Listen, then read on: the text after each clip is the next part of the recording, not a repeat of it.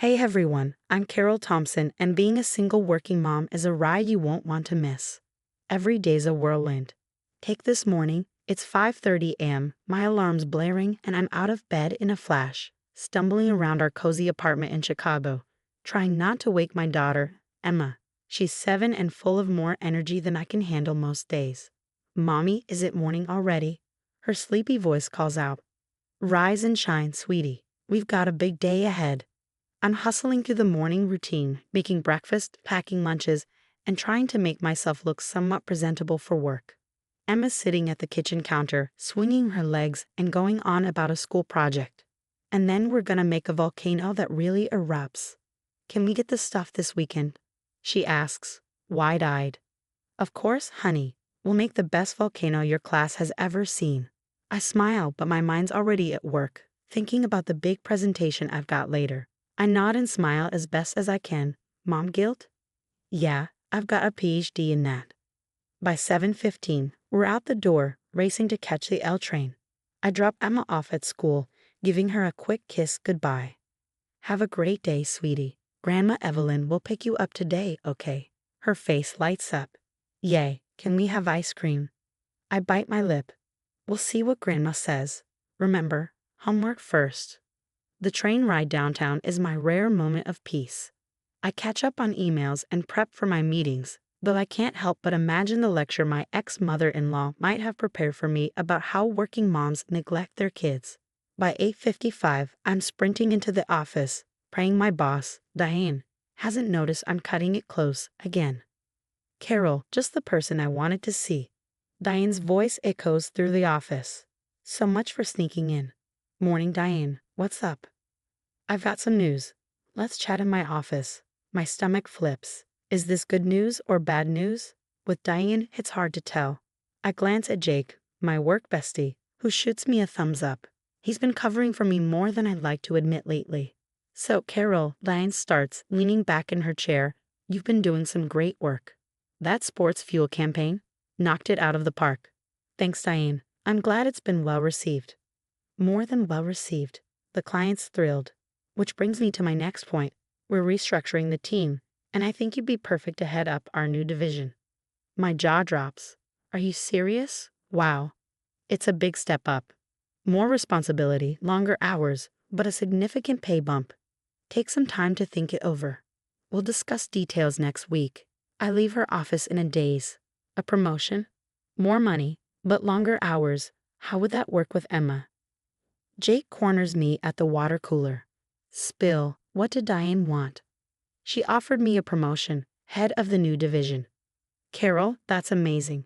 We need to celebrate. Drinks after work? I shake my head. Can't. Gotta pick up Emma from my mother-in-law's. Jake's face falls a bit. Right, single mom life. Rain check. Definitely. Later, I arrive at Evelyn's, where her face is a mask of disapproval.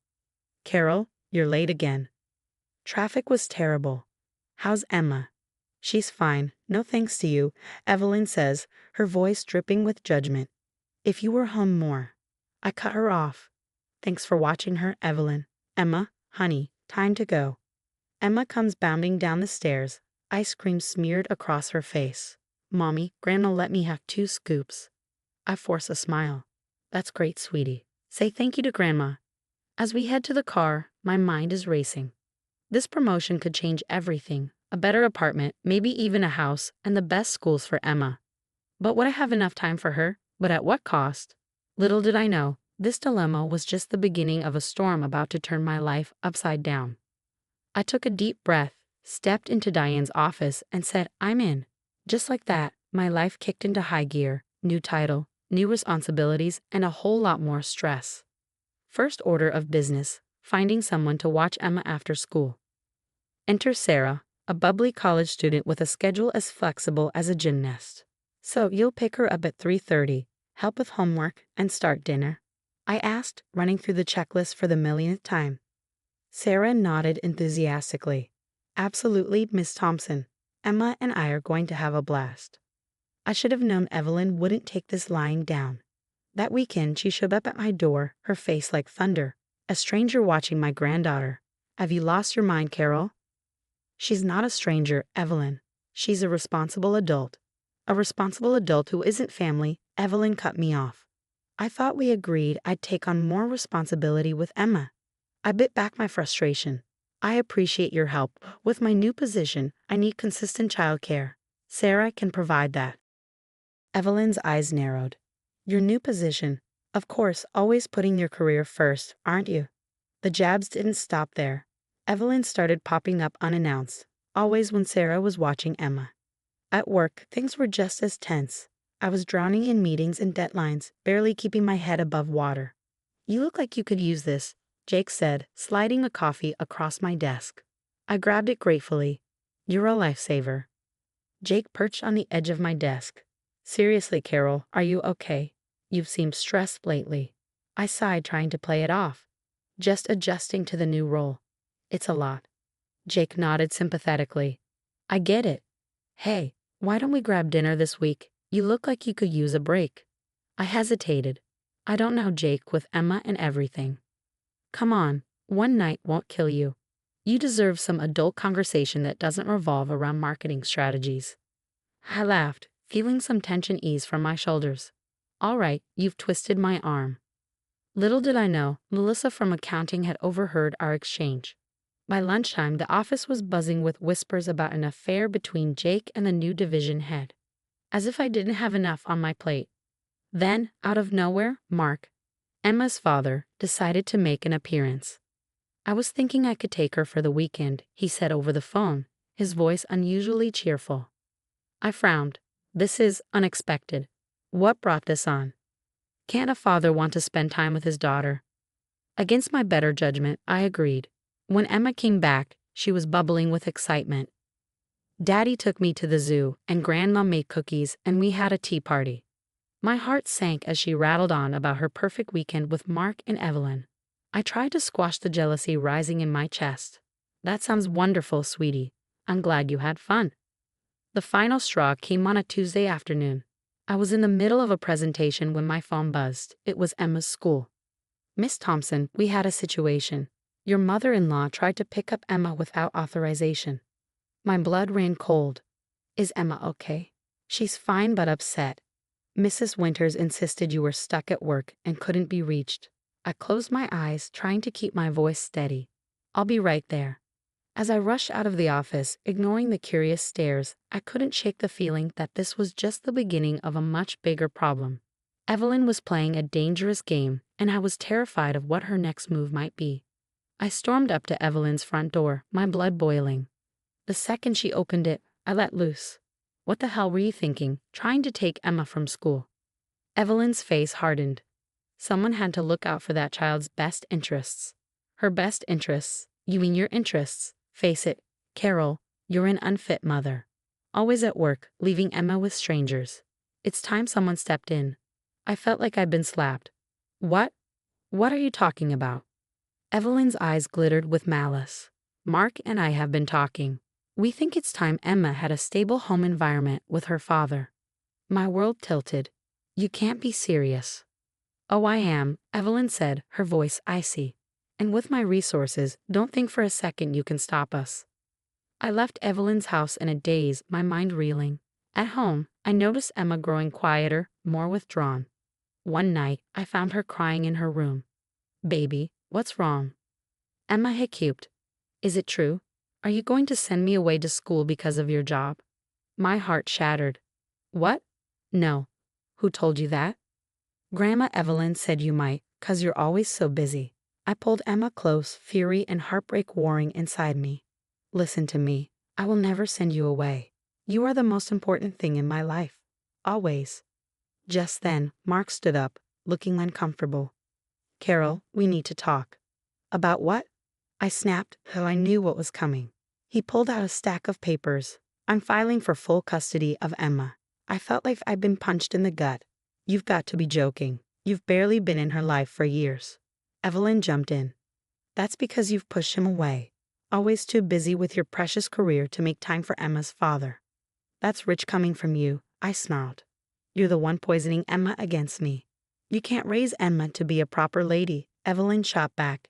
You're too busy trying to be a man in that corporate world of yours. I saw red. A proper lady?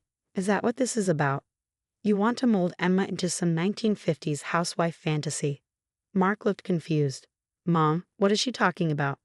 Evelyn waved her hand dismissively. Oh, please, she's filling your head with nonsense. We're doing what's best for Emma. I took a deep breath, my hand inching towards my phone in my pocket, making sure the recording app was still running. No, Evelyn. You're doing what's best for you. You've always hated that I work, that I'm independent. This isn't about Emma at all, is it? It's about control. Evelyn's mask slipped for a moment, her eyes flashing with anger. You ungrateful little. I'm trying to save my granddaughter from turning out like you. Mark's eyes widened. Mom, what are you saying? As they left, with Evelyn shooting daggers at me, I sank onto the couch. My hands were shaking. But for the first time in months, I felt a glimmer of hope. The gang had changed, and now I had the upper hand.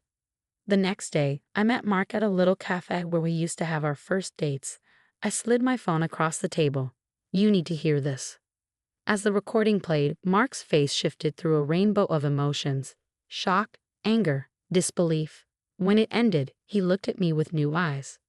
Carol, I had no idea. Mom told me you were neglectful. An unfit mother. Yeah, I got that memo. Mark ran a hand through his hair.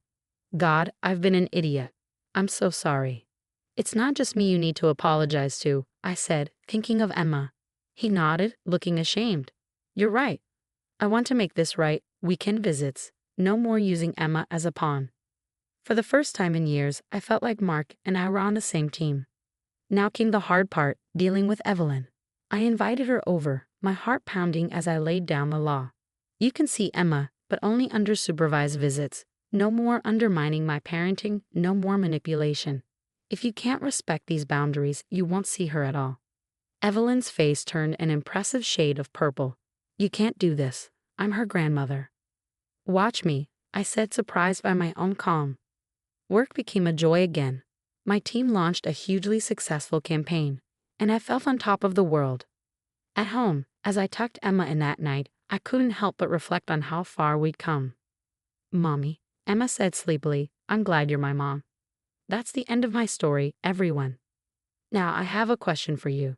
Do you think it's possible to be both a successful career woman and a good mother? Or are we always sacrificing one for the other? Share your thoughts in the comments below. Your experiences and opinions matter and might help someone else who's struggling with this balance. If you enjoyed this story and want to hear more like it, don't forget to hit that like button and subscribe to the channel. Your support means the world to me and helps me continue sharing these real-life experiences. Thanks for listening.